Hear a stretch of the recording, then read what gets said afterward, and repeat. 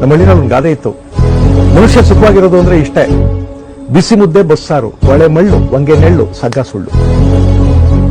ಮನುಷ್ಯನಿಗೆ ಏನು ಅಂದ್ರೆ ಬಿಸಿ ಮುದ್ದೆ ಬಸ್ಸಾರು ಉಂಡ್ಬಿಡೋದು, ಒಳೆ ಮಳ್ಳು, ಅದ್ರ ಮೇಲೆ ಒಂದು ಹೊಂಗೆ ಮರದ ನೆರಳು, ಅದ್ರ ಕೆಳಗೆ ಕೈ ಕೊಟ್ಕೊಂಡು ಮಲಗಿದ್ರೆ ಸಗ್ಗ ಸುಳ್ಳು.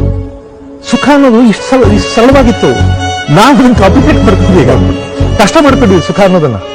ಆಮೇಲೆ ಎಲ್ಲರೂ ಸುಖನೇ ಬೆಲೆ ಹೊರಟಿದ್ದಾರೆ, ಸಿಗ್ತಾನೆ ಇಲ್ಲ ಅದು. ನಾನೊಂದು ಕಾರ್ ತಗೋತೀನಿ, ತುಂಬಾ ಚೆನ್ನಾಗಿದೆ ನನ್ನ ಕಾರು, ಮಧ್ಯರಾತ್ರಿ ಎಂದೊಂದ್ಸಲ ನೋಡ್ತೀನಿ ಎಂಥ ಕಾರ್ ನೋಡಿ ಆಗ್ಬಿಟ್ಟೆ ನಾನು ಅಂತ.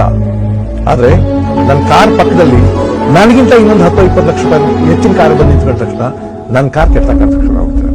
ಅಯ್ಯೋ ಏನಪ್ಪ ಪುಣ್ಯಾತ್ಮರು ಹೆಂಗಿದ್ದಾರೆ, ನಾವು ನೋಡ್ರಿ ಬಡವರು ಅಂತ ಅನ್ಕೋತೀವಿ.